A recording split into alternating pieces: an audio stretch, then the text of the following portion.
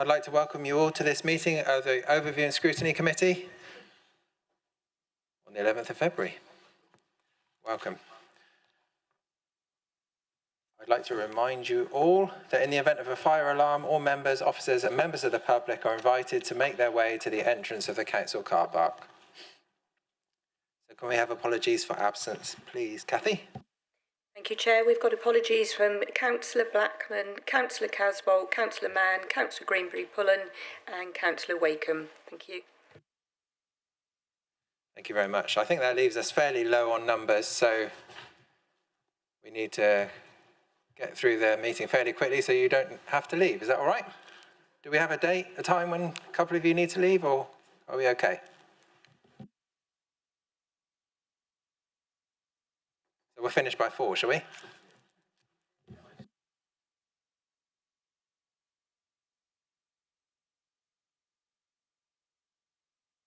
Finished before 4.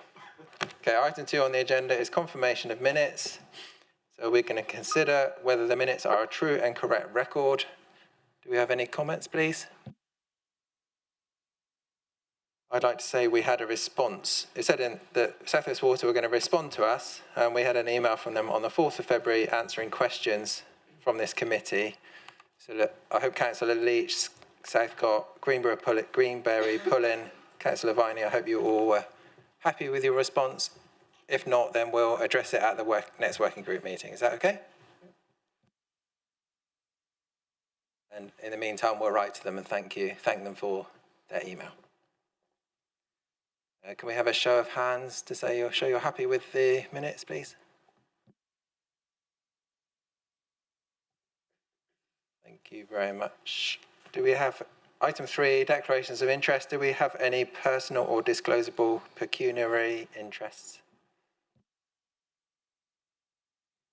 Thank you. Item 4, urgent business. There are no items of urgent business. Item 5, public forum. No prior requests received. So we'll move on to item 6, which is a verbal update from the Environment Agency. Thank you, Mike, very much for joining us. And thank you for helping us with the preparation for this meeting as well. So do you have a short presentation for us?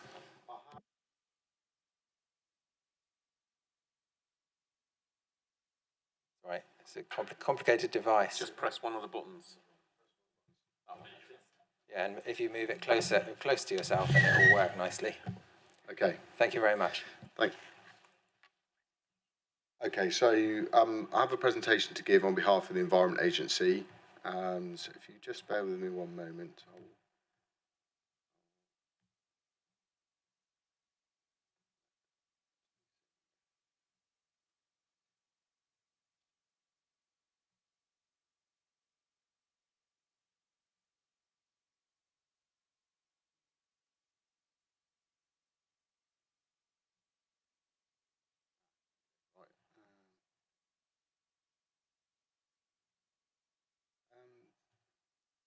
What might be best, apologies, because it's going to show my notes as well. Are you able to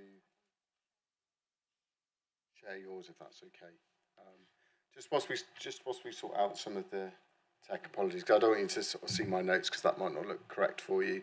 My name is Mike Ingman. I work for the Environment Agency, and I have been I've been with the agency for about 20 years, and I currently manage the water industry regulation team for Devon, in fact, but as part of the Devon and Cornwall area. And yeah, I just wanted to give a bit of an update, if that's possible. If you're sharing, are you able to present a view to show the main presentation? Just the bottom right hand side, down at the bottom. Apologies. Yeah, if you to the right of that. Right.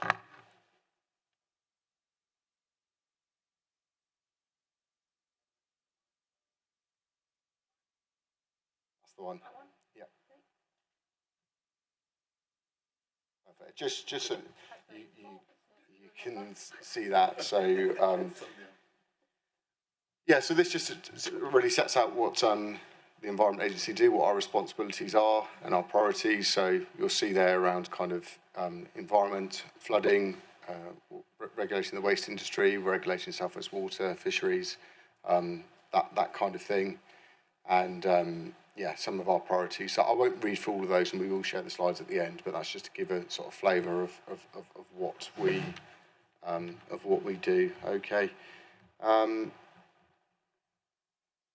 So yes, what I also want to do is go to the second slide and just explain what we don't do, just for the benefit of everyone. So Ofwat deal with the financial planning side of things. So they're another regulator of South West Water. They look at their business planning, how much they're spending, and how much the members of the public pay on their bills and that kind of thing. So we don't deal with that, but we do work with Ofwat in setting their sort of spending limits and things like that. And then if you go to the next slide, I just wanted to put these in there and just say the next slide is about the Drinking Water Inspectorate. So that's also something that we don't do. Another environmental regulator we work with who look at drinking water quality. Okay. So again, I'll share the slides, but just what we do and what we don't do. Okay. So environment and flooding, mainly us, with the financial aspects, and the drinking water quality are dealt with elsewhere. If we could go to the next slide, please. This just sets out kind of the income that comes to the Environment Agency and sort of how we're funded, and you can see there has actually been an increase in some of the recent years and how much that we receive. Some of that is through grant and aid, and if you look at the sort of the green or light blue colour at the bottom, most of that is to do with flooding, the flooding amounts of money that we get in to do flood risk management and flood defences, and the two smaller sections at the top is based on the environment, and a lot of that additional funding has come through via increases in subsistence charges from South West Water, so they pay us more to regulate them, and that's allowed us to deal with some of the other things I'll talk about in a minute. If we go to the next slide, so the most significant cause of pollution is agriculture to watercourses. So around 30% is caused by water company discharges, pollution, that kind of thing, and around 40% is from agriculture as a general rule. So around 2 years ago, we had an injection of funding for additional agriculture visits. So we've got something called the ART team, which is the Agricultural Regulatory Task Force, who've conducted a large number of visits. I think we've got some of the detail on there. 127 farm inspections and torrage catchments, 160 agricultural incidents in Devon and Cornwall. And this says agricultural activities contribute to 62% of rivers ranked as having poor water quality. So there's been a huge amount of work done by those teams looking at kind of farming practices, land management, flood risk issues, slurry storage, manure management, and how they sort of look after livestock and that kind of thing. And that's actually been really successful, and we've got a fantastic team in Devon and Cornwall of dedicated officers doing that work. I realise this is just an overview, but obviously there have been opportunities to ask some questions. There's also work that we're doing with partner organisations to try and get funding to put in more storage for dirty water and slurry and that kind of thing, as being one of the key issues, is having enough storage for effluent and dirty water at farms.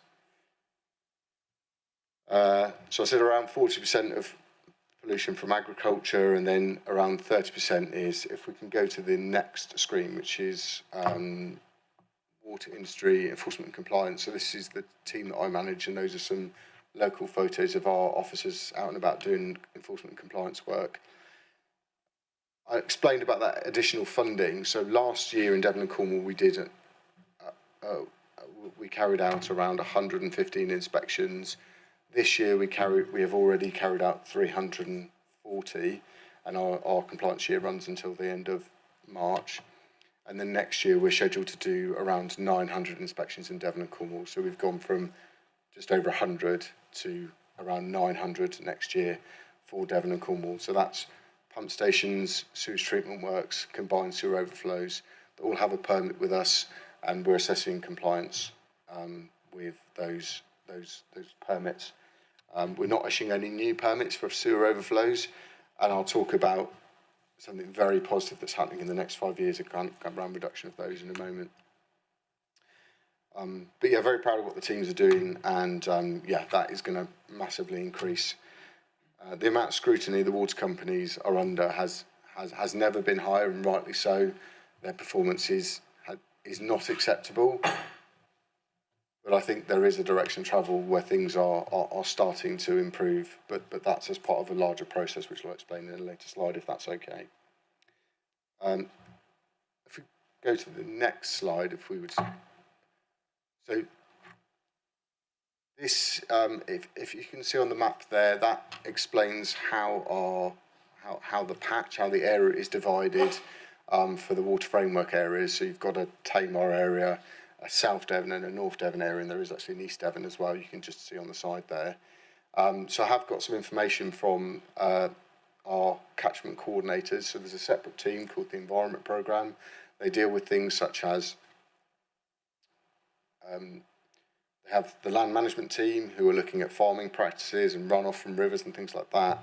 And they've also got the catchment coordinators who work with all different landowners, charities, different kind of responsible bodies really for looking at those kind of projects and what might make some of those improvements. And I think we've got I can list some of those. So EDNA testing for salmon and sea trout in the Upper Tavy, implementing of nature-based solutions to reconnect the floodplains of the River Meavy with the South West Lakes Trust, improving the condition of peat on Dartmoor, working with the Peatland Partnership, natural flood management using leaky dams with Dartmoor National Park, landscape recovery on the Walkham, the River Walkham with Dartmoor National Park, monitoring of water quality at Wheel Betsy to develop business case for future improvements to the abandoned metal mines site, working with Devon Wildlife Trust and the National Trust. Delivering agricultural workshops in the Lower and Mid Tavy through the Tavy Working Group with the Tamar Valley National Landscapes, and assessing the extent of invasive non-native species, working with Tamar Valley National Landscapes. So that's just a flavour of some of the things, and I think there was perhaps a little bit of concern that some of this work wasn't happening, but perhaps it's just an opportunity to promote that. And I think on the next slide, which is quite there's quite a lot going on there. But our catchment coordinator for the Tamar, Rob Price, who does an absolutely fantastic job.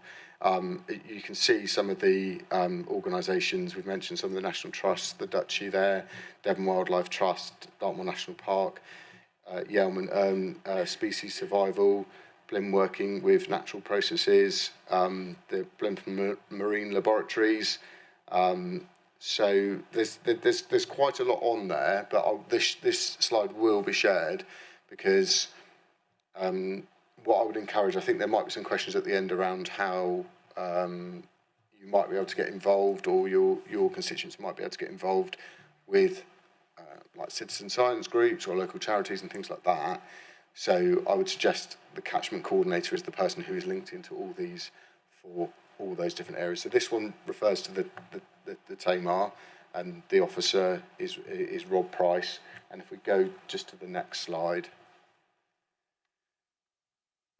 this was just some information around North Devon and some of the work that's going on there with the Devon Wildlife Trust. So the water quality project that overlaps the interests is the Northern Devon Natural Solutions, and the significant investment going in there to do with natural flood management, working with landowners. Again, I think a lot of the details probably on the slides, which I can share with you afterwards, but I just wanted to give you a flavour. There is this work going on for North Devon, and there's separate work going on for South Devon with a lady called Emma McGee.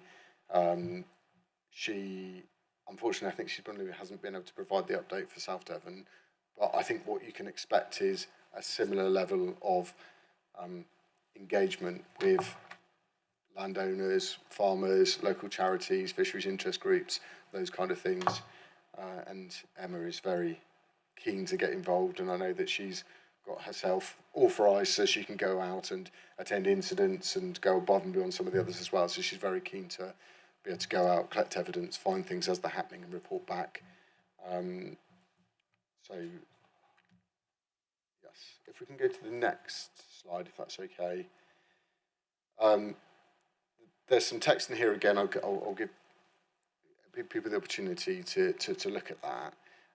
But it just talks a little bit about river water quality, and I've taken some of this information from a report which is linked at the top, which you can see is on .gov website.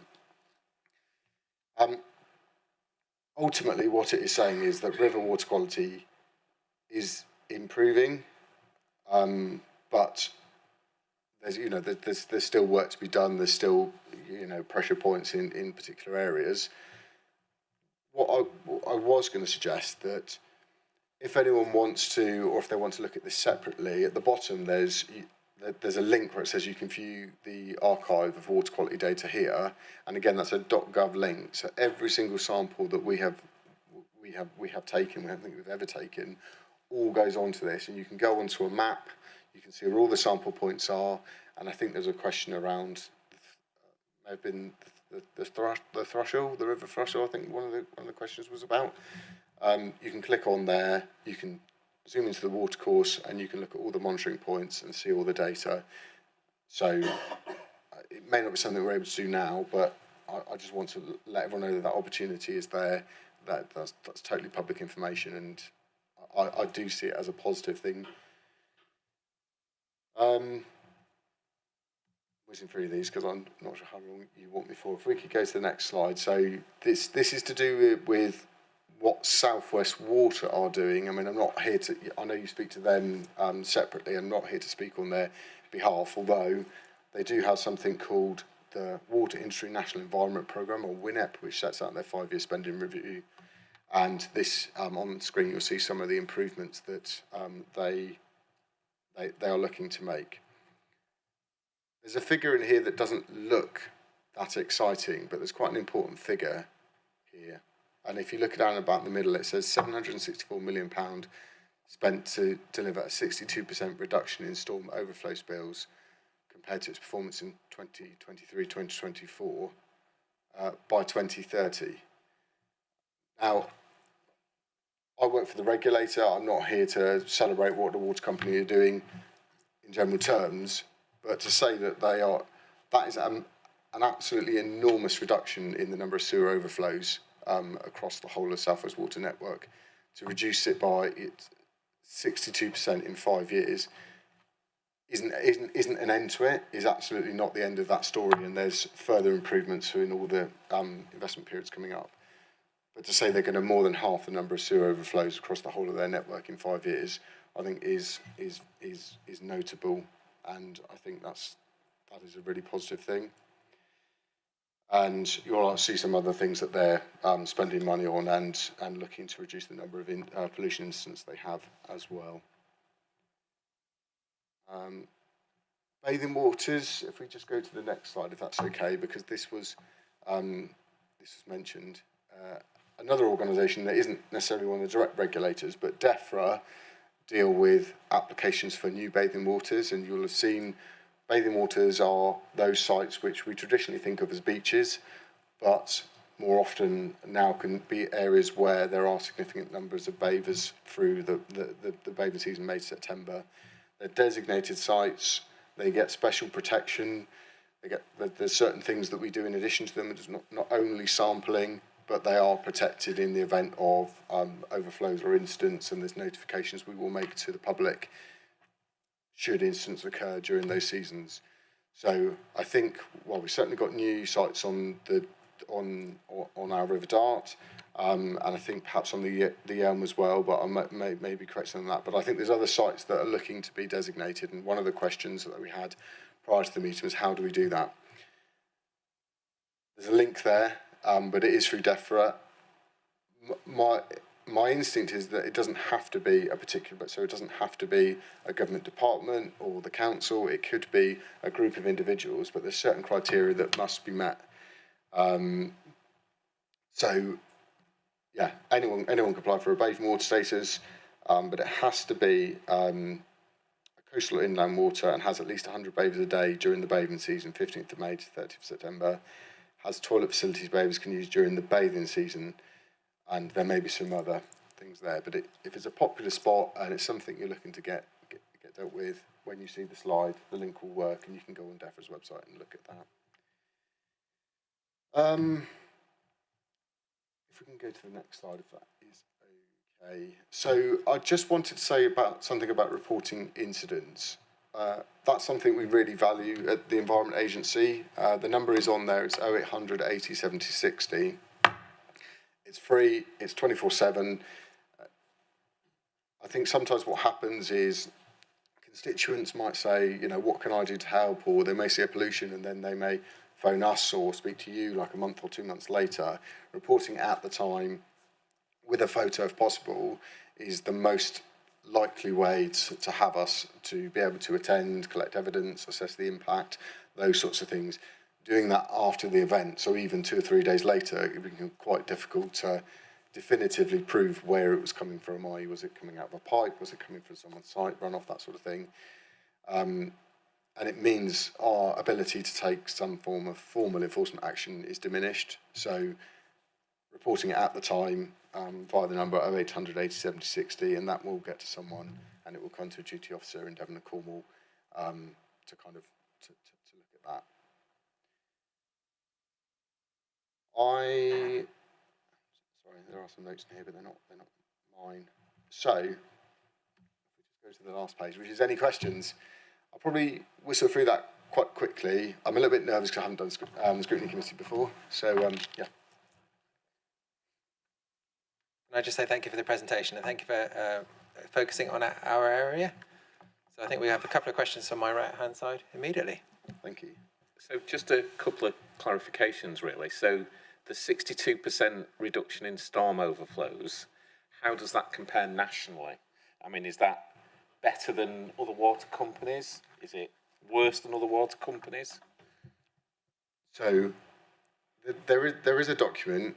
It's called SOAF, which is the Storm Overflow Assessment Framework. So it's quite a snazzy title, and that sets out what all water companies must achieve. What must be achieved by all water companies is by 2035. They must reduce the number of storm overflows. I think it's an improvement of 25% of them. It's all those impacting on bathing water or shellfish waters, and South West Water have committed to that 5 years early. So I think it's ambitious. I think, unfortunately, where I'm focused is I deal with the sort of local issues. I deal with the regulation of South West Water. If the best way to compare their performance against other water companies is through something called the EPA, which is the Environmental Protection Assessment, but I can provide you the details for that. But if you search water company EPA scores, and they are assessed against a lot of different criteria. So the number of serious pollution incidents, the compliance at things like their sewage works, the water supply, the amount of leakage, all those kind of things. So it's a very, very rounded picture of their performance, and that is the best way to assess their overall performance against others. South West Water have usually been a 1 or 2 star company, which is at the lower range. 3 is kind of acceptable, and 4 is industry leading. 2 requires improvement, and 1 is poor. And those figures, those terms might not be totally correct, but effectively, the lower the star, the poor performing, and they're generally a 1 or 2 star company. Okay, thank you, Mike. My second question, could you just explain the difference between permitted overflow and, and I think you said earlier that you're not granting any more permitted overflows. Is that correct? That's correct. In terms of that difference that's between... a nationwide policy. So you go on the South West Water website and it shows you all the storm overflows and which ones are active. I mean, bearing in mind we've not had any rain for God knows how long, there's still a few active around Devon. But in terms of what's permitted and what isn't?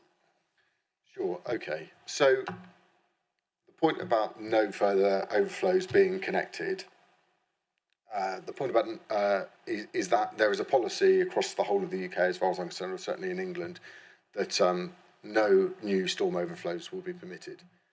And there is a move to kind of reduce the number of those and improve their performance through screening, additional storage, and the monitoring that's come in. Because actually, if we rewind, if we rewound sort of 50 years, everything used to go out crude. If we rewound sort of 10 years, we didn't actually have the monitoring, the screening, the storage in place. So now we have the picture. I think we were missing a lot of the information before. A permitted overflow, so the Environment Agency issues permits for discharges to watercourse, and that's what we would call them, and they would either be for treated effluent, so from sewage treatment works or septic tanks or that kind of thing, or something called an intermittent discharge. So that's something that would discharge from a combined sewer overflow or some form of overflow at a sewage pumping station or a sewage works when something goes wrong. So you've got like emergency or storm. But it is totally recognised that those storm overflows are operating too often, but all of those are permitted. So an unpermitted one would be from a manhole, if there was a sewage pumping rising main that had burst, or if a pipe had collapsed, something like that, those would be unpermitted. We would deal with them as incident. If they're unpermitted, we would deal with them as pollution incidents, and they would get graded as to how serious their impact on the environment was, whether they'd happened before, if it impacted on a bathing water or shellfish water or some sort of protected habitat. And then we would take a decision, and we have a raft of enforcement options available to us. We don't prosecute every time for every offence, because that would not be possible ultimately, but we may issue advice and guidance for something very minor that hadn't reached a watercourse, so it spilled out into a field but didn't get into a watercourse. Whereas for something more serious, we have warning letters, we have civil sanctions, alternative sanctions, so monetary penalties or enforcement undertakings, and then we have prosecution. And last year we prosecuted South West Water for over £2 million for offences. They're in court, that they've recently had a court hearing for local offences, Devon and Cornwall offences, and there's some which are now under further consideration. And it would be totally unfair of me to explain all of the cases we're dealing with, but there are a significant number of cases that require a formal sanction from the agency. So I think we can see that sort of prosecutions and all these alternative sanctions, some of which provide benefit back to the environments that have been affected, so offsetting, so enforcement undertakings, for example, water companies will put money, offset the environment damage they've caused by putting money in. But I'll stop talking because I noticed a hand here and on the screen too. Yeah, so Councillor Greenbury-Pullen. Thanks for your presentation. I just wanted to ask you, do you have data of how many intentional illegal discharges South West Water have made and what percentage of those are prosecuted? And my second question was around the designation of bathing waters, shellfish waters. My understanding is that the testing is limited to those designated areas, but that doesn't mean, of course, that there aren't significant issues in non-designated areas, which I know raised concerns previously when we spoke to South West Water, and how you look at altering that. Okay, so there's a few questions there. The first one relates to illegal discharges by South West Water. So the first thing to say is the discharges that are from permitted outfalls, the number of discharges and how long they've discharged is publicly available information. And if you type in sewer spill data, you'll be able to see that for those that have a permit. For those that are not permitted, we are, and I suppose just to put it in perspective, I'm speaking on behalf of your constituency, Devon and Cornwall, in here, and Devon in particular, I should say. But ultimately, all the water companies will be, all the other areas in the country will be in a similar position. We are, if you want to know the number of illegal discharges there have been in a particular catchment, my suggestion would be is to put in a specific information request, because I'm not going to be able to say to you on the River Meavy in the last 10 years there were this, or in the River Tavy, or whatever it might be. I would like to assure yourself and anyone else who is listening that every incident that is reported to us is followed up. I'm not saying we attend every incident, I'm not saying we prosecute every incident, but every incident is followed up by our officers, and those that are serious enough go forward for that. So as for the number of illegal discharges, I can't give you that figure, but I can assure you that we take them all seriously, and our staff are very dedicated. The second part of the question, I think, was related to bathing waters, and that there might be some areas that are... Did I miss a question? Bathing waters, and there's some areas that are not covered by designated bathing areas that might still be impacted by pollution. Slide before any question slide was based around making sure that we've got that information, because if there's a specific pollution incident or a specific concern or a specific site or pipe or something that is concerning you or one of your constituents, if we have that information, then we've got the power to go and look at that. But it's quite a broad... I'm sure you're right. I'm sure there are pollution factors affecting multiple sites that are not designated bathing waters. But I think what we would probably need to do is be a little bit more specific about which ones and why. And then if it is a particular... So it's a farm causing a problem, or we think there's a sewage works causing a problem, or some industrial discharge, or private septic tank or something like that. I'm happy to look at those on an individual basis, unless there's something you want me to record now that an area or site that you've got a concern about, or you may wish to share that separately. Do you have something you want to follow up on that, Councillor Greenbury-Pullen? I'm not sure. Thanks for your answer. I'm not sure it fully covered what I intended to find out. But I think it's something we can look at in more detail in the near future. I just feel that there is a significant lack of designated areas, which means that there's a lack of effective reporting if it's not a designated area, and that causes me concern. My understanding is that it's the Environment and Agency in Ofwat that actually that designate those areas. So yeah, I guess that's where my concern lies. But I appreciate your answer. Thank you. If I can ask an action to be taken to pass my contact details on, is that okay? And then we can have a separate conversation, or I can take any of your concerns about specific areas by emails, and then we can have a chat about that. Is that okay? No, that's fine. Thank you. Yeah, I look forward to that. Many thanks. Thank you. Thank you. Councillor Calder? Thank you.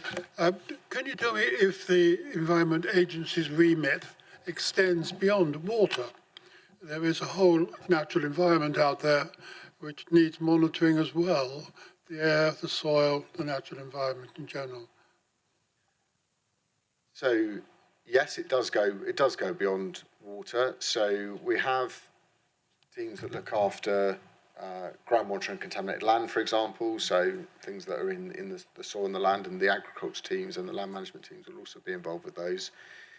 With regards to air quality, we do not normally take the lead. The only time that we would lead on those is if there is an emission limit. So the Environment Agency do regulate some of the heavy industries, so things like the energy from waste sector. It would have been called incinerators in the past, but energy from waste, things like that. Emissions from landfill sites, those sorts of things. So where we regulate them, yes, we would deal with air quality, but from a general air quality perspective, we don't cover that. We do cover, like I say, waste management and composting, defence, material recycling facilities, but those. So yeah, so that was yes to land and groundwater and water bodies, but in the air, that would only be where there is a specific emission limit value. So that would be from a site that we regulate from our installations teams, and that would be various different things, but mainly energy from waste facilities like they've got in Exeter and Plymouth Ansett Dennis, those kind of larger kind of installations. I'm not sure if that fully answers your question. I'll come back to you and ask if that does.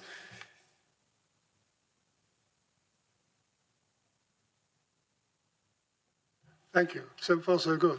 Okay, thanks so much. Thank you. Right. Do you want to follow up on that? Yeah, perhaps I can just follow up on that. Thanks very much.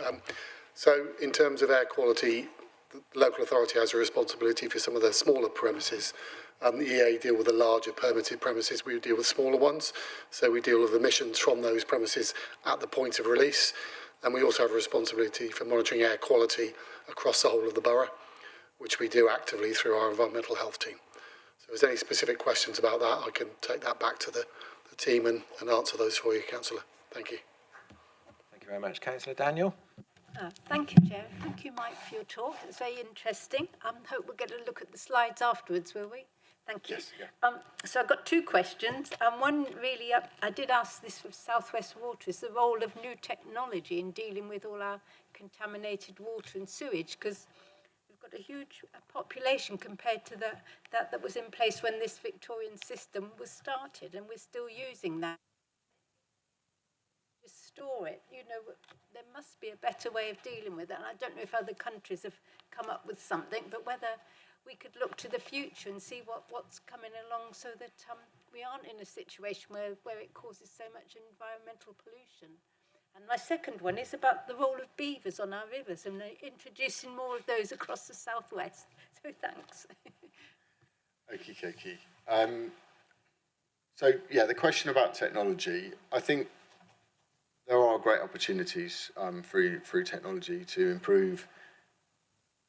One of the things we were talking about actually was where emissions from our installations and things like that, so where they are looking at carbon capture and other types of filtering to try and minimise the impact from those emissions. From the relatively rural area, and I know there's some towns as well, but for where we are, most of the sewage treatment, for example, is done through very sort of quite basic rudimental kind of processes.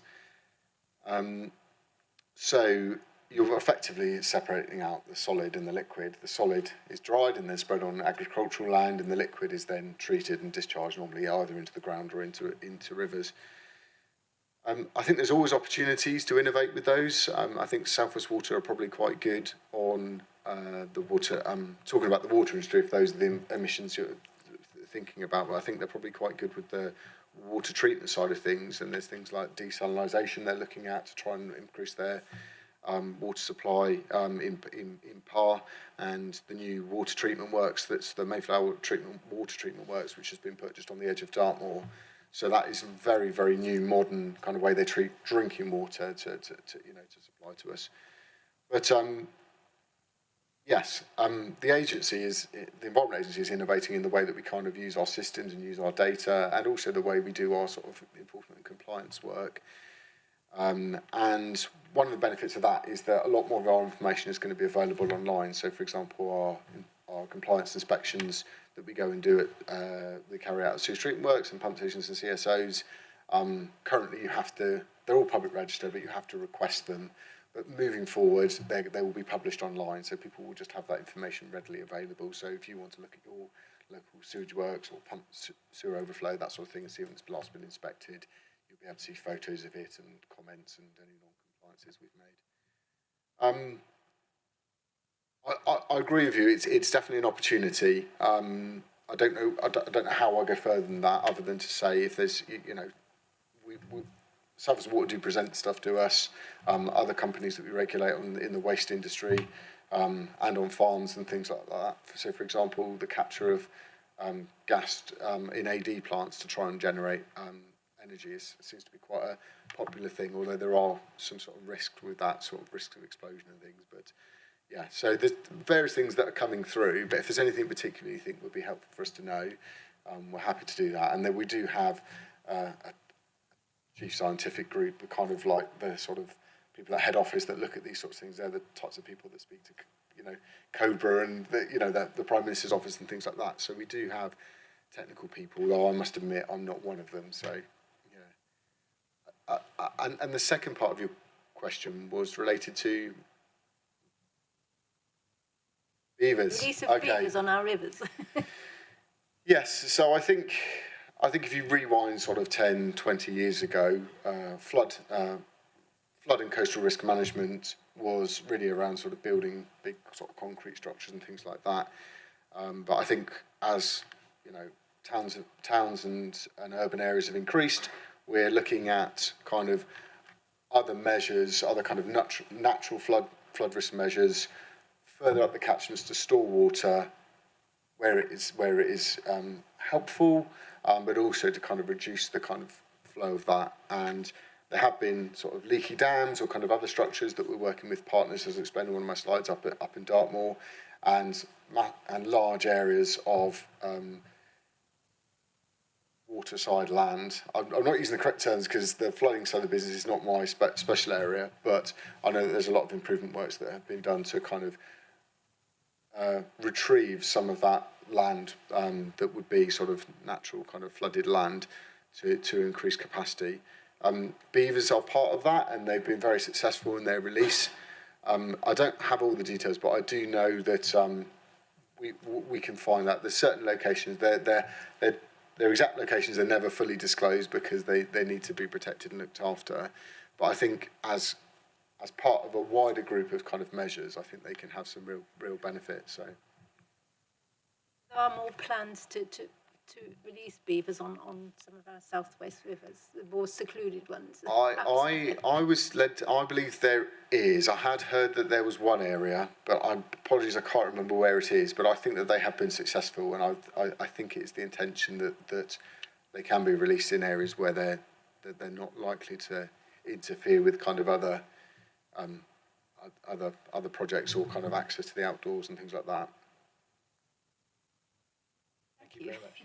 Thank you. We'll have Councillor Southcott, and then we'll have Viney and Guthrie, please. Good afternoon. Thank you very much for what you've said so far. Can I turn you back to permits for a sewage works? Typically, most sewage works have got 2 permits. Exactly what do those permits permit? Because it tells you the number of hours of discharge and the number of days. It doesn't tell you anything about the volume that's going out or anything like that. So, and what the maximum permitted discharge is on one of those overflows. Yeah. Okay. Thank you for that. So the starting point is that all of those discharge locations should be permitted by the Environment Agency, and those permits are public registered documents.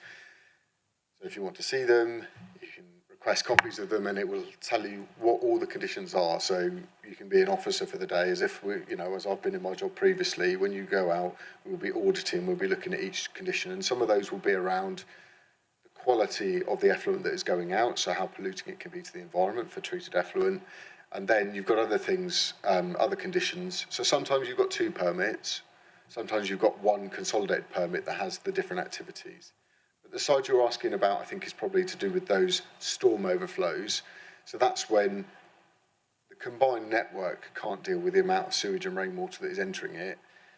At the sewage works, what you will normally have, not at all sewage works, but many of them will have storage tanks, so additional storm storage. So instead of getting to the capacity and then it just discharging, then it will go into a tank, and sewage can then settle out, and then actually what goes forward is less polluting because the solid material settles out in those tanks, and then it will go through a screening, and in the permits it sets up what the screening requirement is.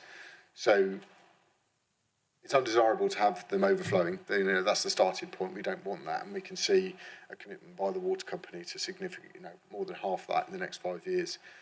But what we are looking at is making sure that they comply with the permits. So those permits would say, right, you need to have a screen in place that's 4 mil in two directions. So it would set out a physical screening requirement, and when we go, we make sure that those screens are in place so that the solid material and any sewage-related debris and that sort of thing is kept back. And when they're discharging, it would be during storm conditions, so when rivers are in spate, when there's a lot more dilution, but those those systems are, I think it was discussed, I think someone mentioned around kind of Victorian, some of the Victorian systems are very, very old systems that either weren't able to cope at the time, or the conditions around rainwater and development have made those situations even more complicated. So in new developments, for example, everything is separated out. So the clean water and the sewage is separated out, and the clean water will go straight to the river or into soakaways, whereas the sewage will then go into the sewer network. With the older networks, you've got all the roof water or the rainwater, everything just goes in together. And again, I'm not here to defend anyone, but just to explain that the reason those are in place is to prevent flooding into people's homes and in people's gardens and kind of in those really more sensitive areas. Because that's the reality, is if you didn't have them, they would just fill to the point where they found the lowest point in the network, which could be in someone's house or in someone's garden or wherever on the roads. So they are a release mechanism. I think you asked around the number of hours. The permits don't specify a number of hours they can discharge, so that isn't a requirement of the permits of any of those permits in the whole country. Unfortunately, it just sets out pass-forward flows, which says how much sewage has to go to treatment before they're allowed to spill. And within the networks, the combined sewer overflow set out pass-forward flow, how much flow must pass forward in the sewer before it can overflow into the environment. So, but what I would encourage you to do is and again, I will leave my contact details if you want to get a copy of a particular permit. Either myself or someone more technical than me can just talk that through with you, provide you a copy of. Yeah. All I wanted really was to understand how the permits regulate what they're actually doing. That's all. Yeah, so they regulate what goes out the end of the pipe, so the treated effluent. They regulate what can go out in storm conditions and how much sewage has to go forward to treatment. They regulate screening requirements. They may regulate the number of pumps. So if it's a pump station, for example, and it's pumping sewage from one place to the other, it may say you must have at least one duty pump and one standby pump. So if that first pump fails, it will call for the second one. But each one will be slightly different. Each one will have, they will have been assessed at the time. So some of the permits are quite old. Some of them were issued under the Control of Pollution Act sort of 60 years ago. Some of them under Water Resources Act 40 years ago, perhaps. And the more recent ones that have been consolidated under environmental permitting regulations. And as the permits are upgraded, as we regularise that permitting stock, the conditions we put on them are more stringent and easier to enforce, because the reality is something written 60 years ago. Some of those permits are still in place, which isn't ideal. And the conditions are not always easy. But we continue to regulate, and if we get to a permit that is we haven't got regulatory certainty over, then we would look to get that reviewed at the cost of the permit holder to ensure that that's the same for, so in the rural catchment, so for septic tanks and private treatment plants, for private members of the public or private companies that are not water company, we also regulate those in the same manner. We go out and do compliance inspections of those. Where they cause pollution, we'll take enforcement action. If it's generally an individual property, it normally meets something called the general binding rules, which is like an exemption. But if it's 2, 3, 4 properties or a large pub or something like that that's in the country that has a private system, they're also regulated by us with a similar set of conditions. And again, the permits are public register. So, thank you very much. Thank you. We've got lots of good discussions going on, but I think we need to look at watch the time. So can we have the next 2 questions and then perhaps finish this item? Is that okay? So Councillor Viney's next. Thanks for coming. Just to follow up on a couple of Councillor Daniels, there's no free releases of beavers. Beavers go into licensed enclosures, although there is a free living population. And just to follow up with Holly Greenbury-Pullens, and what she might have been alluding to is bathing spots that are in small villages that may only attract, say, 30 kids a day, but there are no public toilets in those villages, so they fall outside of the criteria, sure, but yet are really important bathing spots. And I'm interested in the Environment Agency's appetite for natural flood management. I've actually just made a film funded by the Environment Agency on natural flood management. And I'm interested in your appetite for creating wetlands. So I'm a landowner on a floodplain. Is there likely to be help for, for the likes of me, but also I work with lots of other big landowners who are willing to do this, to allow the floodplains to become floodplains again.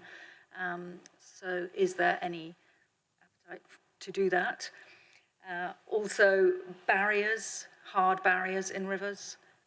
Are you taking any out? They are in lots of other countries. My list goes on of questions. Okay. In answer to your first question, yes, we would support that, and I think you're in contact with our catchment coordinator, who is the person who looks at kind of working with landowners around kind of nature-based solutions, natural flood management, recovery of the floodplain and those sorts of things. And you've probably seen some of the things in the River Tamar that have been very successful. But yeah, there is no limits to those on the areas. And I think, which particular area is it, Paul, that you'll be having interest in?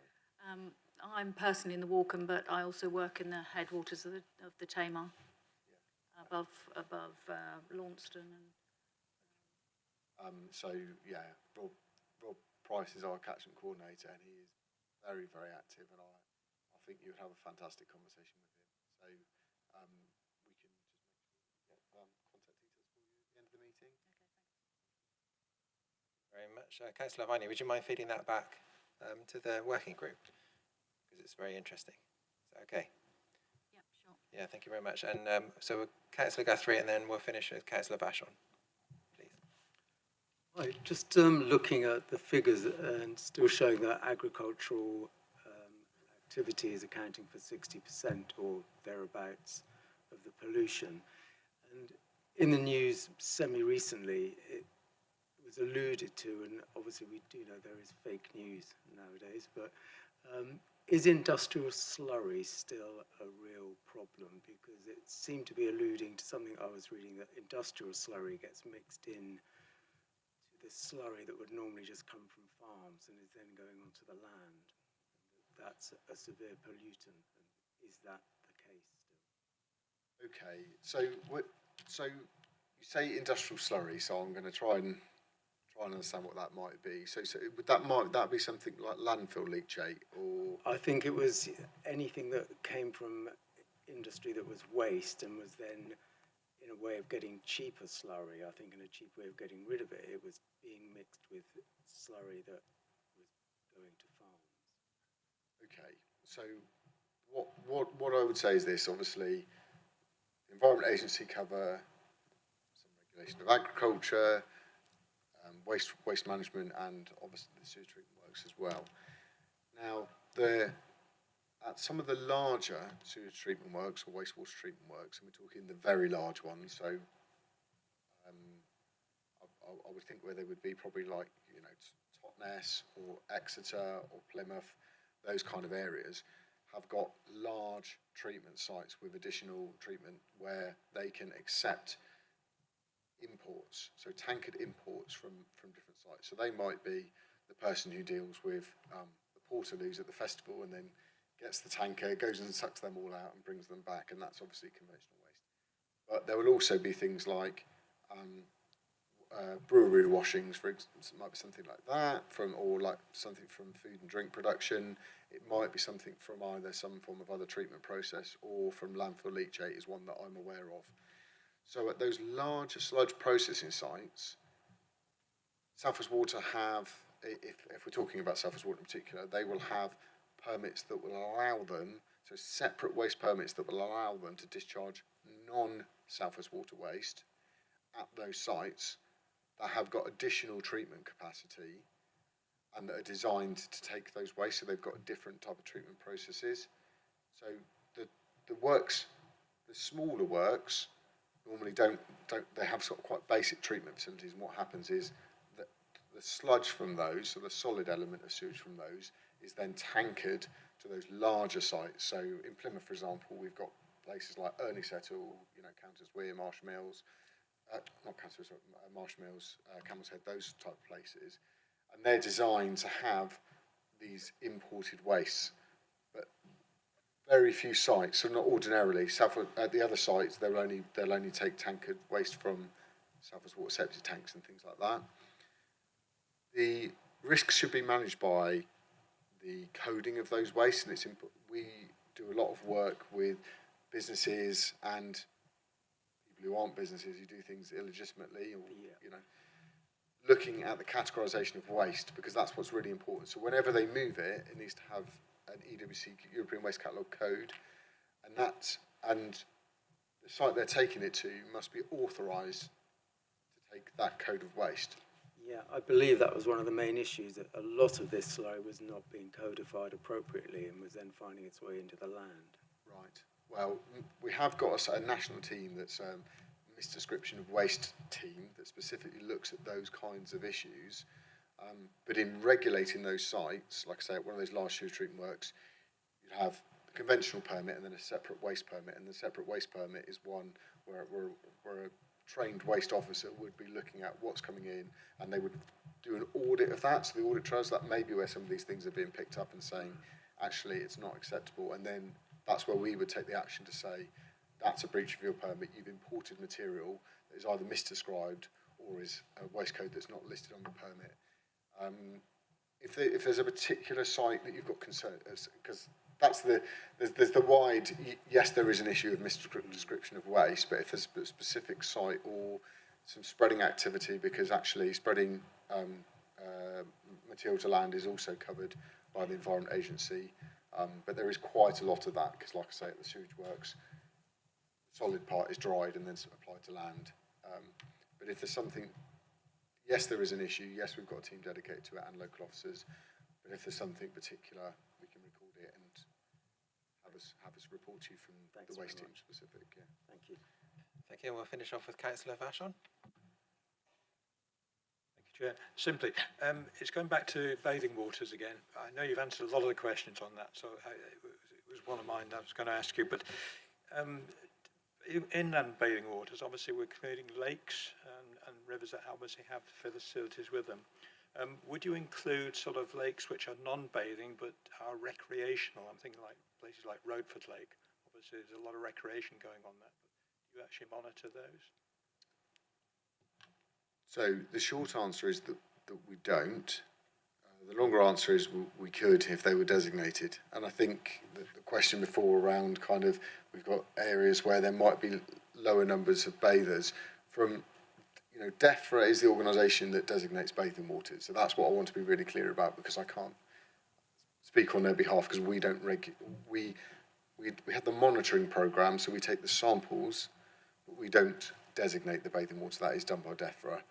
But those criteria seem quite set. So where you've got other areas where, so there's quite a significant recreational use at Rodeford, for example, our local knowledge, so if we were dealing with an incident there, we would want to make notifications to probably the local authority and, to the South West Lakes Trust to make them aware. And just as this other member said, what would you do if there was like 30 bathers there and we couldn't get it designated and there wasn't a toilet there? Well, we can't sort of treat it specially. If there's an area of amenity, so for example, if there's an incident, then we would look at our mapping tools. We would look at, is it a designated bathing water? Is it a shellfish water? Are there any licensed abstractions, so people taking water out for drinking water or for some kind of other use? And we would make a risk assessment, and based on the fact that our incidents are normally dealt with by Devon, incidents are generally dealt with by Devon officers, Cornwall generally by Cornwall, we would hopefully have a feel. Sorry, I apologise, I've got time, but yeah, we'd hopefully have a feel for, there's an amenity area here. What warning and informing could we do for that? So yeah. Thank you very much, and thank you for answering the questions. We have other questions, but you're happy to continue the conversation by email? Yes. Yeah. Yeah. Thank you very much. Really appreciate that. Thanks. Yeah. Hope it wasn't too stressful for you.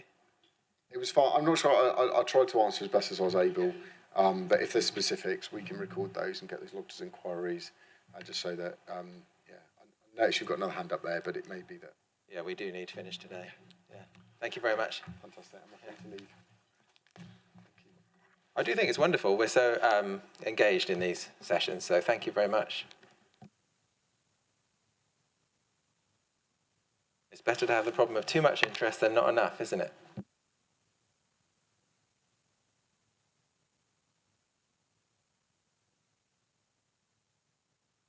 Thank you very much, Mike. And we're going to move on now to item 7, thematic update, climate and biodiversity. So Councillor West and Mr. Williams will be presenting.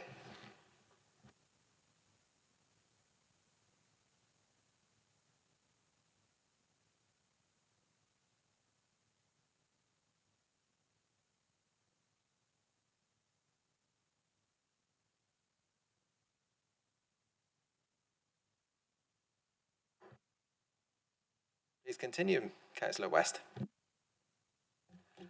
Thank you, Chair. This is a feedback report on the progress and update on the Climate and Diversity Action Plan for the Council. Basically, this is response to the plan set up for 24 to 28. It was set up and running in February 24, and it's a one-year delivery plan through to 25. The report basically sets out the progress against delivering specific actions in the climate and diversity theme, and I'm hoping we should be able to put the report up on the screen. No? Haven't got that. Okay. So you should, hopefully you've got that in front of you to run through quickly. I will give a very quick overview, then Adam will step in and maybe Drew may come in as well in questions. So basically the first theme was an increase in biodiversity across the borough, and the first action on that is slightly off track. This is response to looking at how we can use our local grounds maintenance programme to actually help with biodiversity and that. The highlight of that was actually that we were going to get a new green space project officer role. I assume that's happened, I think. Yeah, I think that's still underway at the moment. Right, so that's why it's slightly off track. Have we any outline when that's going to be available? No, not yet, but I can get an update on that. Thank you. Then we're moving on, successful regenerative farming and natural regeneration sites to inspire our future plans. We have carried out a baseline, and that I've seen that baseline. I'm sure we can get that out to councillors if they wish to see it. But I have asked for further information in terms of how many of those farms have got regeneration projects or are regenerative farms. We are in the process of sorting that through, so we can report back to you on a later date on that. And from that, then we can actually, using that baseline, help. I know a number of councillors visited a regenerative farm last summer, which was invaluable in what we saw. And it would be interesting to see how many we have across the borough and if there are opportunities there for us to work with them. Hopefully we can develop that a bit more. In terms of the Wildlife Water Scheme, that was launched back in September, as most people know. That has been quite successful in drawing people forward. It was felt, though, that in terms of the role of Emma, I can't remember her second name. Thank you. That as a trained ecologist, it would be better for her to actually maybe look at other areas such as river quality and other ecological issues that we might have around carbon capture, that sort of thing. So there is... sorry, Councillor West, too much detail? Yeah, with too much detail. Do you just want to do the exceptions where things are not in line and then perhaps leave more time for questions? Fine. Yeah, sure. Unless you're trying to avoid questions. No. No, well, that's why I've got Adam and Drew here to answer. That's okay. Is that okay with you? Yeah, thank you. At all. Sorry. So the next one is the other one, which is slightly off track, and that is to do with our own sort of carbon capture projects. We currently have two running with us, both of them at this end of the borough. One at Magpie Bridge in Horribridge and one actually in Yelverton. At the moment, they've been there now for about 18 months now developing. We have not been able to actually acquire any other sites, and that's why it's slightly off track. So the funding we had available last year has not yet been spent. And so we are continuing to actually find opportunities to actually spend that money, if you like. There's not that much out there when it comes down to it available. However, I'm glad to say that Councillor Elliott has actually suggested potential sites. I'm very keen that, as it's already in the south of the borough, we need to be looking at opportunities further north within the borough as well to make sure it's spread across the whole of the county. Moving on, everything else to continue to make reductions in CO2 emissions. As you can see, all of that is on track. No real issues there from that point of view. Yep, that's all there. And then aim 3, lead by example to promote positive action on climate change and diversity. Again, all of that is on track, so I'll shut up, Chair. Did I upset you? No, sorry, fine. That's all my 5 hours of preparation out the window. Thank you, Chair. I'm going to go off into a darkened room now and lie down. Any questions? Yeah, thank you very much. Are there any questions, please? Councillor Guthrie. One thing is just to point out that Chris this morning did say he talked too much, so just to clarify, he is due a break. But the other was about regenerative farming, and it sort of links in well with what we were just presented, which I thought was very good. And I know Nick will know about it, but there is a group of farmers on Dartmoor, there's about 12 now, that are practicing regenerative farming. And they're quite busy in setting up a programme which they're hoping to get long-term planning from DEFRA if their pilot is successful. And I had a chat with the person who's the lead organiser, and they would be prepared to come and give a talk to us, which I thought might be good for everybody if people felt like it. So that would be around regenerative farming, what it actually means to the farmers in terms of their cost, and et cetera, So it was just to highlight that and bring that into the discussion. Thank you. Thank you. Councillor Daniel? Thank you for that short report. I was interested to hear about the wildlife warden because I contacted her before Christmas regarding a scheme that we've got a piece of land in Sticklepath called Sticklepath Moor, which has no ownership, that the parish council and the village tend to look after, and we wanted to have some more information about making that have more biodiversity. And I didn't get anything back from the wildlife warden, so I'm hoping that perhaps now, if you're going to change your role, that would be forthcoming, that we could get some advice about what we do to manage it, really, as she's an ecologist. There will be some changing of role.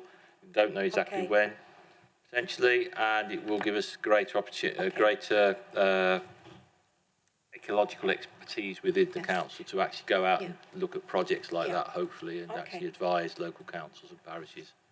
Could I ask one more? Yes, feel free. Can I ask about the LC whip? What's happening with that? Because it seems a long, long time since we've had any update. And obviously, I would imagine that would come into the natural environment theme. Just briefly, it is still ongoing. There is thoughts to bring it to us. But apparently, it's a 600-page report it's a 600-page report. And Adam will know a lot more than me. Thank you. I hope. Thank you. Yeah, the LC whip's done now. So because it's such a large document, it is over 600 pages, me and Gemma are going to be writing a short non-technical summary for that LC whip. So we're just going through, we finished writing that summary now, so we're just tweaking it and getting the draft ready, and we're hoping to get it out in the next couple of weeks. And can we as councillors have some input into that? Because obviously, I have my own group in my area where I lived. I'm trying to get some active travel, and we've had our own feasibility study done and also a detailed route plan of our preferred route, and we really would like to have some input into that when it comes forward to council, if we can. Yeah, I mean, if you want to send me details of that site, I can check to make sure it's in a prioritisation list. I'm pretty sure we picked up all of those within the LC whip programme anyway, but if you let me know what that is, I'll link that up. Thank you very much. Thanks.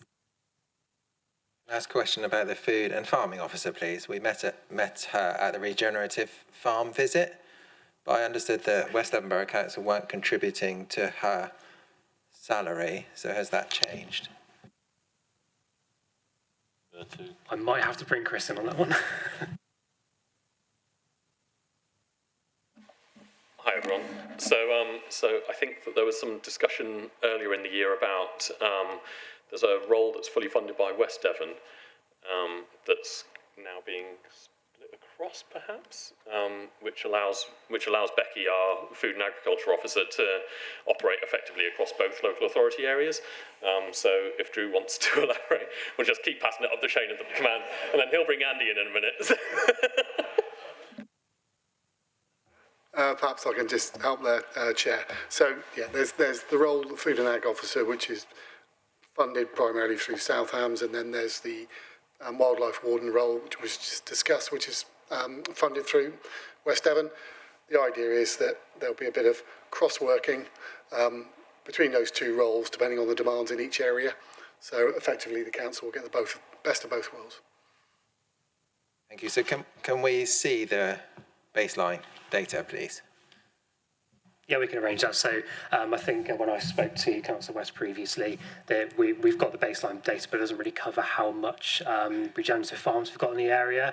So we had the regenerative farm programme through the SPF, and there was a target of 17 farms to go through that process and have 17 farm workers learning how to implement those practices. So we're hoping to report on that by the end of the financial year, and then we can link that to our current baseline and then send a complete report to you. Thank you. Are there any, Councillor Viney? Yeah, can I just understand what your criteria is or how you define regenerative? You don't necessarily have to go into it now, but can you state that in your summary? I think that'd be possible. Chris might be able to elaborate on that a bit more. Yeah, I'd be more than happy to put you directly in touch with the Apricot Centre, who lead on our regenerative farming programme, and they can give you the definition that they use for regenerative farming.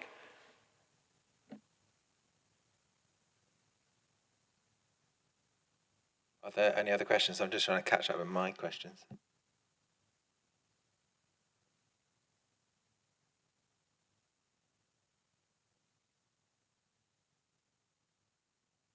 So, can I ask a question?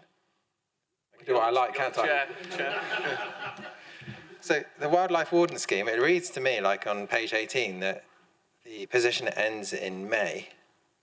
But in the next 6 months, we're hoping to we're monitoring the uptake and beginning to deliver projects. Seems like a bit of a conflict to me. Drew, please. Yeah, certainly. So obviously at the moment, the Hub will be considering the year 2 and 3 delivery plan in the next few weeks. And the proposal is to extend that post and provide funding through the delivery plan. Okay, so we're hoping to continue. Yeah, obviously subject to members approving the delivery plan. Chair, thank you.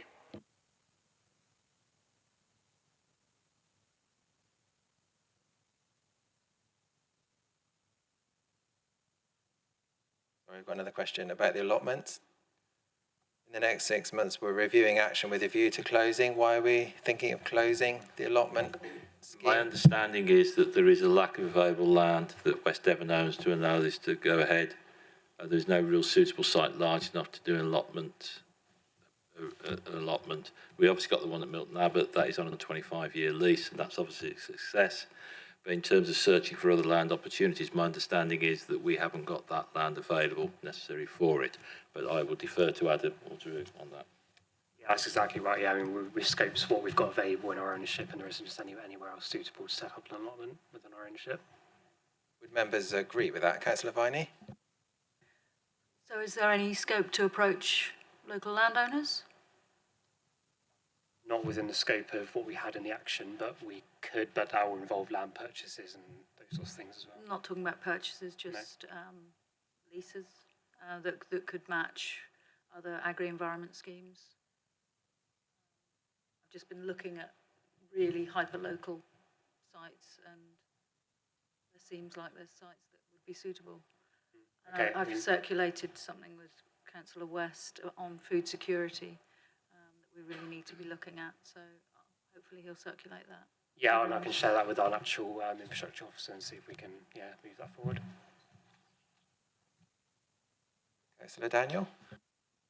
Regarding allotments again, I think I did mention this morning to Chris, but I've had a request from somebody in my area. There's a small patch of land which you think West Devon own, it may not, but they would like to grow some vegetables on that, and my reaction is, well, why not? You know, just grow a few veg, because someone's already put a shed on there. You know, people just use it for all sorts of things. And when we have a community land trust in place, I would imagine that's the sort of thing that you could pass responsibility to that piece of land to the land trust to manage as a community amenity, rather than going through the formal arrangements for allotments, which I think I have looked at that before for this piece of land, and it's so complicated and expensive to set up an allotment. I think, you know, for the sake of someone without a garden to be able to use a piece of land. I know other councils in the country have done it, have said, you know, this piece of land is for the use of the community, and let them free to do it. I mean, I don't know whether we could say that or do that. Would there be any scope to pass a piece of land over to a community organisation to use? I would just talk from my own experience with the Buckland allotments, which I became chair of. Initially, they were looking to go into one site within Crapstone, but after extensive soil analysis, it was found it was laced with arsenic. So where there's a plot of land like that, I would suggest there would be certain tests and things going on within it. But again, I don't know what the art of the possible is, and I would ask the officers about that. That's a question about page 22. So this seems to involve overview and scrutiny. So South West Water and EA, one of the actions is to consider our influence and to encourage improvement of sewage treatment infrastructure. I mean, are we playing our part in delivering the council's outcomes? Sorry, page, Chair. Page 22, the middle one, the darker grey. You've got me on that one. I'd argue, whilst you could say, well, actually, what influence do we have? The fact that we have them regularly attending the council, this committee, and we are keeping in their minds that we as West Devon are interested for our residents.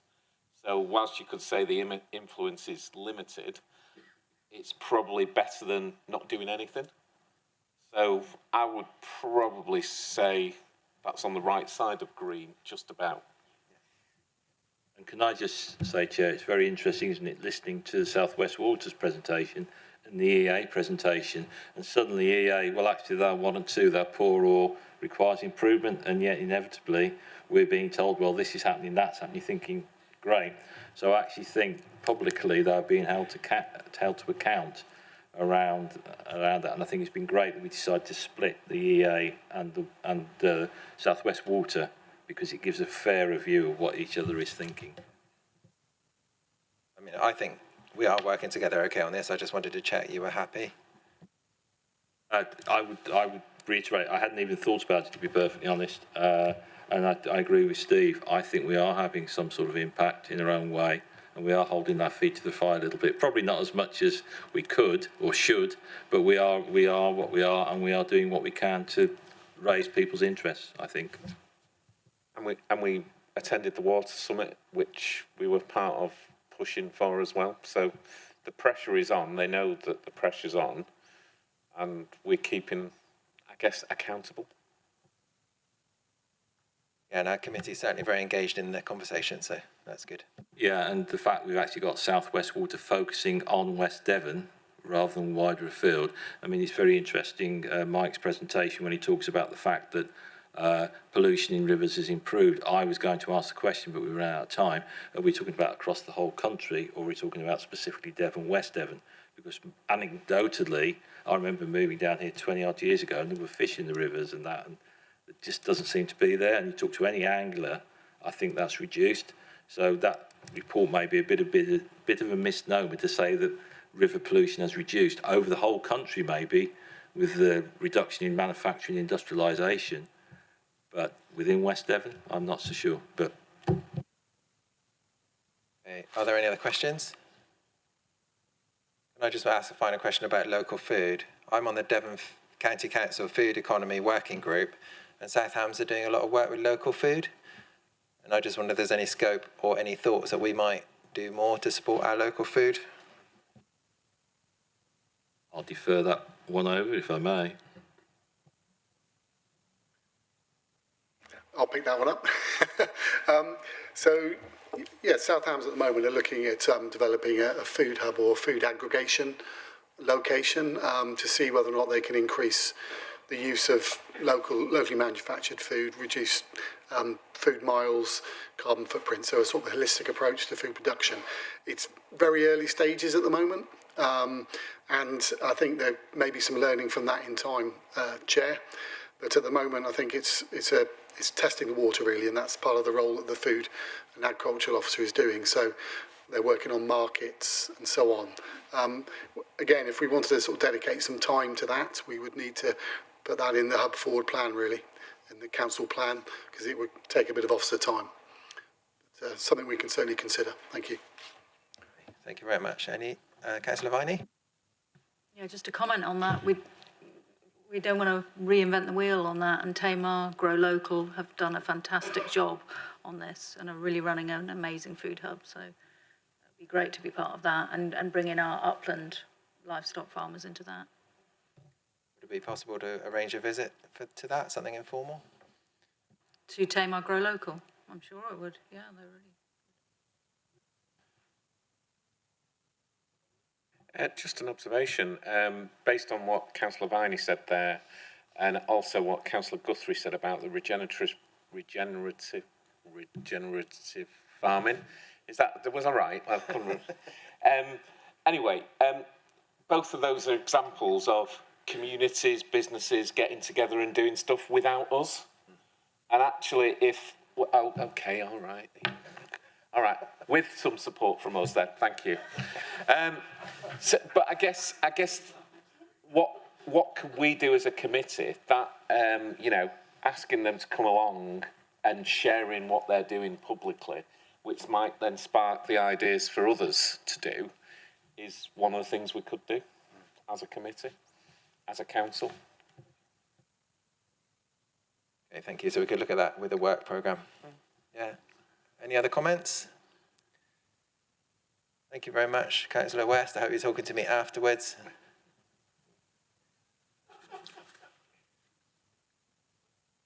Thank you very much, Adam. There is a recommendation. Really appreciate it. So we have a recommendation. A show of hands that the overview. You've read it already. Thank you very much.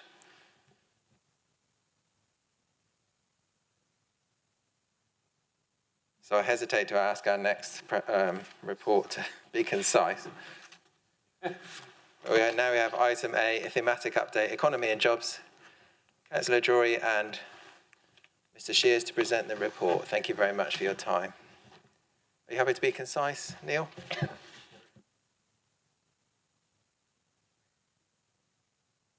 Good afternoon, Chair and members.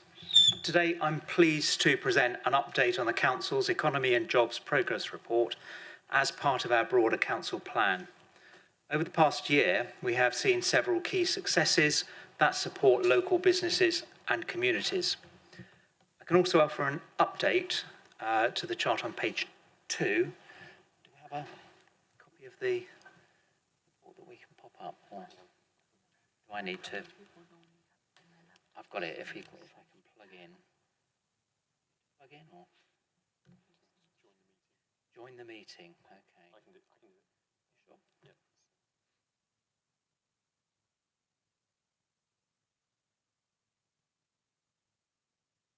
All right, Chris is there.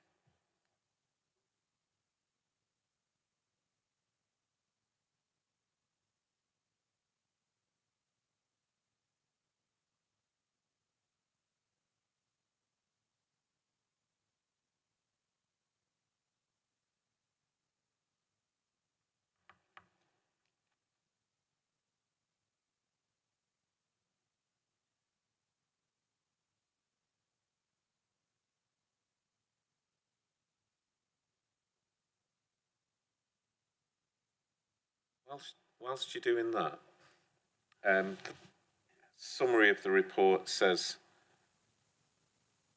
17 on track and within budget and 2 slightly off track, or plan to bring back on track. But there, when you read through the text, there aren't 2 that are showing us slightly off track. They're all showing us on track. Yeah. So that was a problem with some locked boxes on the SharePoint file when I was trying to make the changes to it. So even though I could change them on the main document, I couldn't change the figures in those boxes. Oh, right. So what we're saying is they are actually all on track, right? Okay. While we're waiting. I haven't got a meeting. I was never invited to the meeting. Can I just say, on page 4, it says you've included support for the development of the new Hatherley Market building. So I'd like to thank you both personally for all your time and effort helping us. And the working group, I don't think we would have managed it without you. And if we can make it work, it will give our community a more sustainable and resilient future, which is very exciting. So thank you very much. Would anybody else like to make a statement while we're waiting?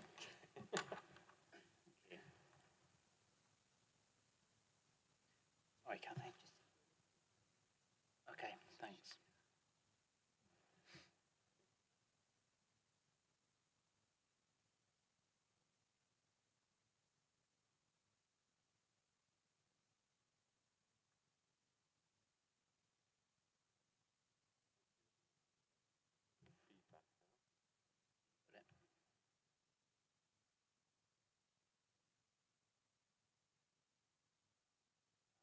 Well done, thank you. So with the marvels of modern technology, it's now on screen. So thank you, Mr. Molyneux. I can also offer an update of the chart on page 2, which should read 18 items on track and within budget and nothing to report in any of the other categories. As you'll note from the report, the year has involved a substantial level of delivery with a number of new projects starting from a standing start. But so much has been achieved is down to Mr. Shears and his excellent team, and I'd like to thank them for their work.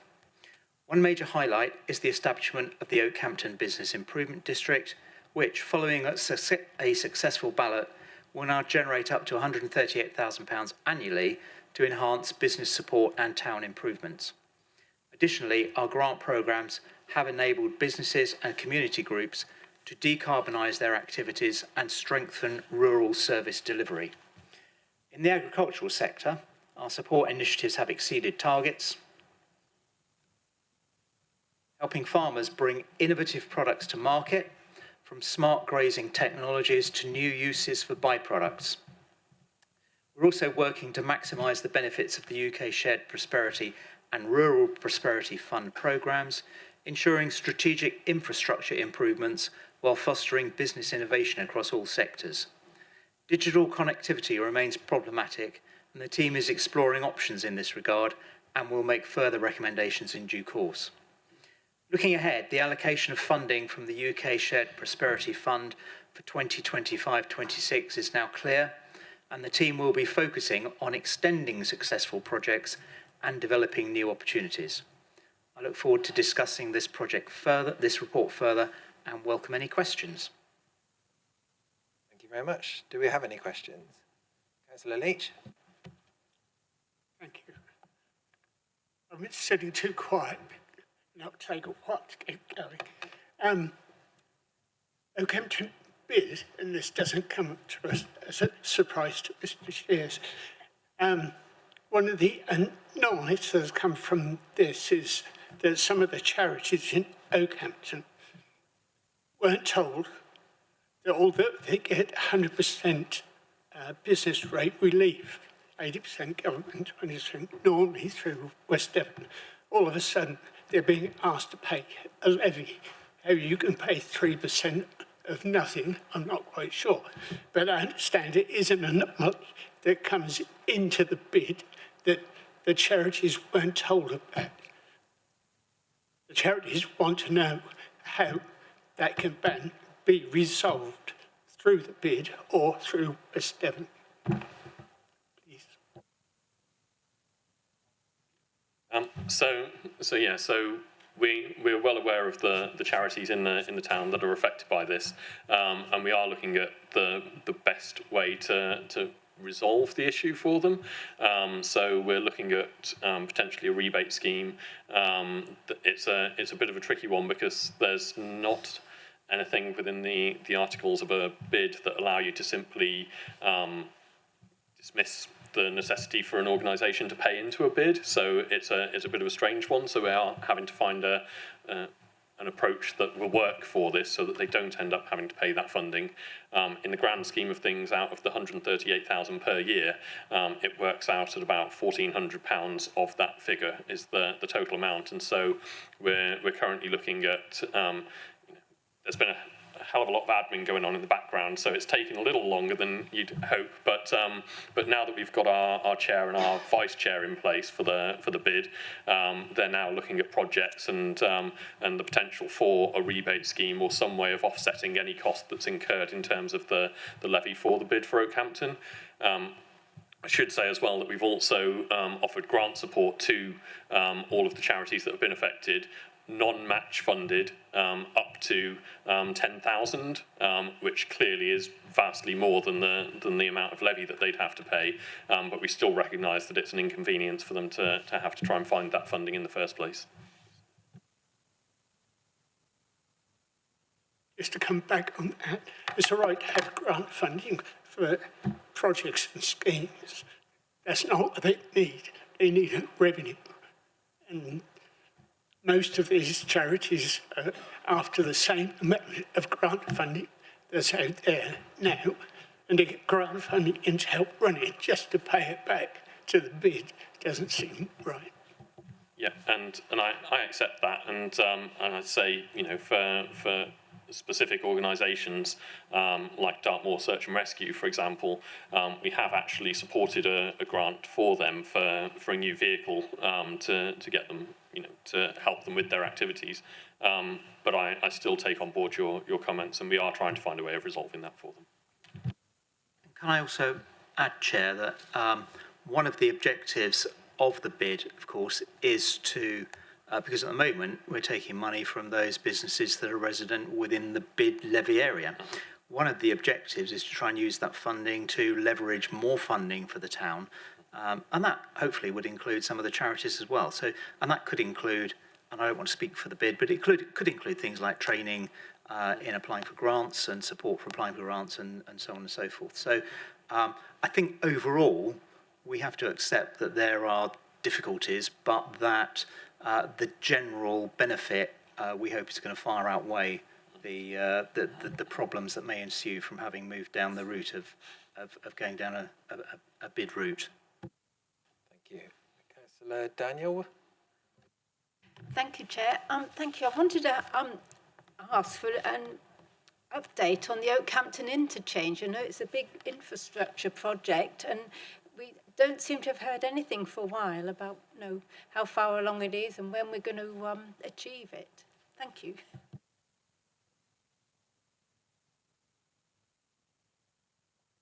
Okay. Yeah, of course, the interchange is a big project, and ultimately it's our project, but it is being implemented and managed by Devon County Council. The latest information I have, and I don't know if Mr. Shears has any more information, is that everything is on track. No pun intended. But yeah, as far as I'm aware, it's progressing and everything is working through in accordance with the plan.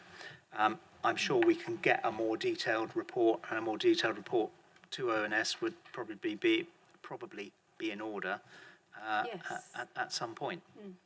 And I think, you know, particularly that we got a grant that we had to spend by a certain date, I think it would be good for us to know where we are with that we're not risking losing our grant. Yeah, so I think we're in a safe position in terms of the grant funding, and because if you remember back when there were discussions about 120,000 contribution being made by West Devon to the project, we funded that through UK SPF funding as well. So that's in hand, and that gets us leverage in terms of some of the different elements that will go in place ancillary to the main station itself. So things like ensuring it's linked with active travel measures and those sorts of things. Thanks. Could we ask for an update fairly soon as a council? Is that okay? You're happy to provide an update? Is that all right, Kathy? Yeah, thank you very much. Thank you. Yeah, Councillor Leach. Through the chair, I was just going to say a meeting I attended this morning. Basically, it's literally on track. It started 2 weeks ago with the ground works, and it's still scheduled for spring 26. Okay, any other questions? Can I ask a question about the new allocation of UK SBF funding? How does it compare to the first scheme, please? So if I put you into the picture, so this year, for example, we've delivered roughly 500k of projects through UK Share Prosperity funding, and on top of that, we've delivered over 500k of grant support to businesses and community groups. So you're talking about £1 million plus package of activity. Our next year allocation is 259,000 plus a few £100 on top of that. And so what I've been looking at the moment is which projects we can continue with, and I believe I've got us to a position where we can continue with most of our programme, but not the grant element, unless DEFRA come back to us later in the year and say we've got some more funding for Rural England Prosperity Fund, which would change that situation. I've already pulled together a report with my recommendation, which is going to Hub in March. So, yeah. Any other questions? Can I ask another question, please? About what we've been working with the Apricot Centre, and it's been one of our most successful projects and has exceeded all targets. Can we find out more about that project, please? Yeah, of course. I mean, I'd be, again, happy to get them to speak to any members individually or as a group, as an information briefing. But yeah, I think Adam set out when he was delivering the last agenda item that they had a target of 17, that's 17, farms to be supported, and a separate target of over 70 farm workers, and that will be from a whole range of different farms to be supported to help them start the transition through to regenerative farming processes, which is a very heavily soil quality focused approach to farming activity. And of those, there have been some really good ones that have been worked through, and those include places like Ashridge Court at North Taunton, Hexworthy Barton at Lifton, Howell Junction at Beworthy, and Loverton at South Taunton as well. And there's a whole load of others, but yeah, we can pull together some specific case studies as well.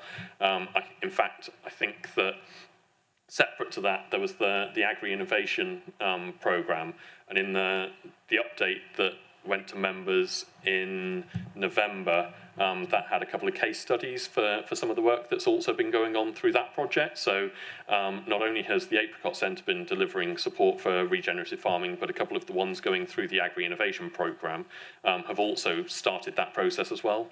And one of the case studies was one going through that process there. Case studies, very good. Do we have any other questions or comments? Councillor West. Thank you, Chair. One thing that was raised this morning within the Alliance Group meeting was around sort of baseline benchmarking of Tavistock city centre and Oakhampton. Apparently this took well, town centre, sorry, I do apologise. Ideas of grandeur, I think. And the question was raised whether there were options to look at doing this again, where we are. And the interest was particularly around Oakhampton, because obviously with the new transport hub coming in, what the impact of that would be. And also I would assume it would help the bid group in terms of looking at impact for them. So it's just a question whether there was any mileage in looking at getting that sort of benchmarking again coming in? Yeah, so my team is looking at starting what we call community economic plans, and the first one of those we're looking to start with Tavistock, and to have those initial conversations to move that piece of work forward in March, and then we would be looking at Oakhampton as well for a similar activity. And for Council Leach's benefit, we'll use Tavistock as the guinea pig, and then they can make all the mistakes and we can get it right in Oakhampton. So, yeah. Just, and to any Tavistock members, we're prioritising Tavistock, of course. So, I think I've covered my bases there. Yeah, stop playing to the audience. But yeah, so as a part of that, one of the first things that we do, I've got an economic analyst in my team who pulls together a profile of the town, and that includes all of the up-to-date labour market statistics and other stats and data that might have an impact on the local economy. And so that's a part of the project itself. And we have been doing similar work in South Hams. So if you want, we can share the link with you to a couple of the towns that have been going through the process in South Hams, and you can look at the type of economic profile that's been pulled together for them, because that's published online. They all have their own web pages for the consultation activity, and that includes the profile of the town.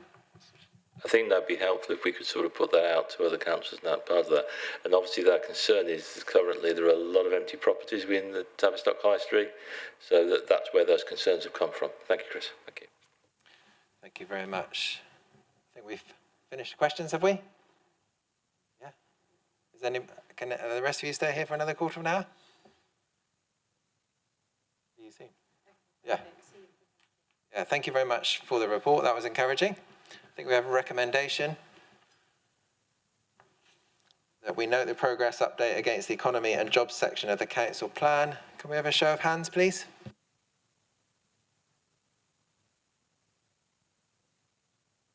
Thank you very much. Thank you for your time and for answering the questions. Now we move on to item 9, which is task and finish group updates. I don't think we have any updates. I think Councillor Vachon would like to say something about the leisure task and finish group. Thank you, Chair. Yes, I know we've got Fusion coming in to see us, I think, in April the 15th, so it would be prudent for us to get a meeting of the task and finish group prior to that, so if we have any questions to answer, for them to answer any of our questions. I think what I need to do is talk to Mr. Molyneux and John Parkinson, and obviously before actually having a meeting with the group first. So I think watch this space in the next few weeks. Thank you. Thank you very much. Do you want to say anything about that? No. Okay. I think we can now move on to item 10, which is the annual work programme. So we have a few things to consider here. So we've been talking about inviting Dartmoor National Park to our meeting. So I can see Dartmoor in the distance from where I live. It'll be interesting to hear from you what we would like to ask, what we want from them, what we want to learn from them, what questions you'd like to ask. So do you want them to come? And we've also invited Caroline and Mark to comment on this as well. If you'd like, do you want to comment and then the committee feedback? What would you like me to comment on, Chair? Is it just really, I guess it depends really on what sort of topics you want to cover as to who you would invite to the meeting. Shall we hear from the committee then? What would you like to discuss with Dartmoor National Park?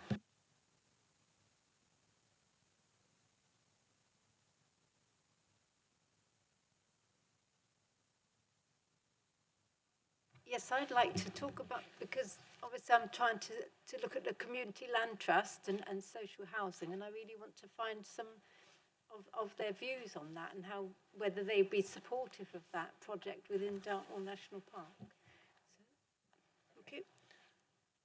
Councillor Vachon. Yeah, I think the visitor centre is probably a priority that we need to discuss how they think the future of that is going to work. Okay, Councillor Guthrie, sorry I missed you. Yeah, I think discussing housing and planning, given the new potential problems with housing, so really looking at how DMP can support appropriately the correct way of building, as well as being flexible about providing some help with that. This is like affordable homes, presumably, yeah. Okay. Any other subjects? Councillor Viney? Yeah, an update on the Dartmoor Land Use Management Group, post-Furston review, and aspirations for a nature-centric national park.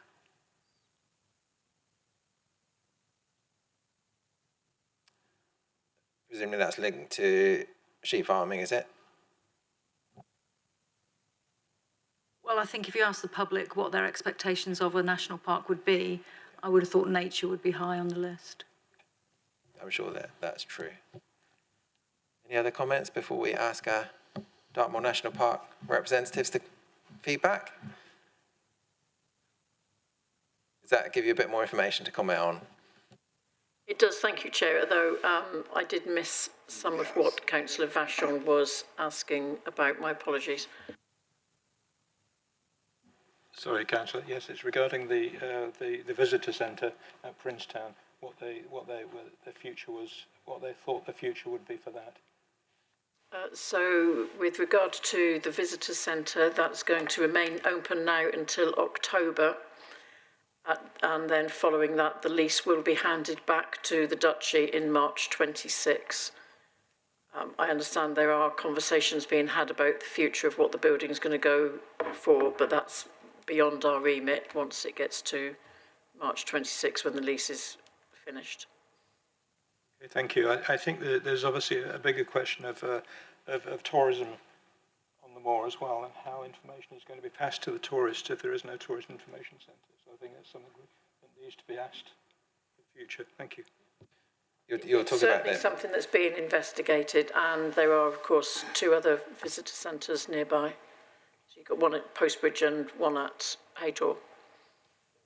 Thank you. You're talking about the visitor centre in Princetown, are you? Is Councillor Greenberry pull-in? That's fine. I've withdrawn my hand. Thank you.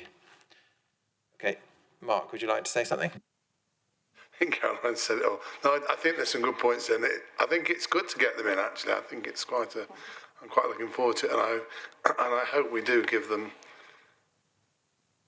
I'm broadcasting live here, aren't I? Yes, you are. Okay. Be polite. Yes, some good questions. What's the word? Interrogative. Shall I dig you out of a hole and possibly... Please, if you could, Mr. Money, that would be great. I forgot we were live. I think, members, the more strategic you can be with the questions in terms of how they plan to run the park, what you said, Councillor Viney, there to me are the type of questions, if you ask them about the visitor centre, if I was them, I'd come along and say, well, give us some money and we'll keep it open. So I think keeping it at a strategic level around sort of tourism in general, in terms of the ambition about it being nature-led, those type of conversations they'll have to sort of articulate their vision and their plans for delivering on that vision. Whereas if you get down into the weeds on specifics, they probably will ask for more money to do stuff. And maybe funding and their funding model and how they're funded and how they think that's going to go going forward is probably a reasonable question. Okay, so it seems no doubt we would like to invite them. Anything else we need to think about? So, gambling support. Okay, so we move on to the next thing on the work programme is the gambling harm services would like to come to ONS, and they're a charity delivering free and confidential services to people with alcohol, drug, gambling and mental health issues. They would like to help raise the awareness of tackling gambling harm and the impact this will be having day to day in our communities. They're part of the National Gambling Support Network. They would like to be the thought leaders around the table to help inform policy and influence change in attitude and empathy to those impacted. So would you like them to come along?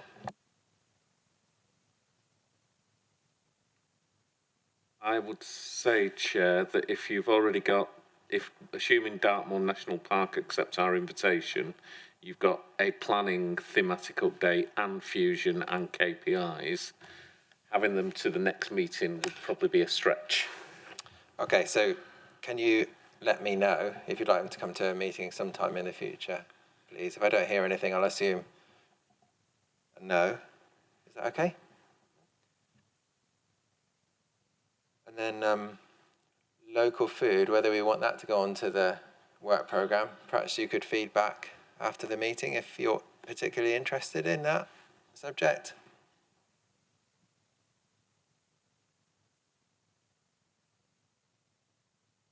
I think the regenerative, that farming. Yeah. Regen farming, there you go. Would be an interesting topic, but that's up to members. It was suggested. Suggested, yeah. So please let us know if you, Councillor Say. Yeah, I'd like to hear from the regenerative farming. I think that would be worthwhile. It would be good to learn more about that. Anything else you would particularly want on the work programme? Even though we've got a busy meeting, so please don't add very much.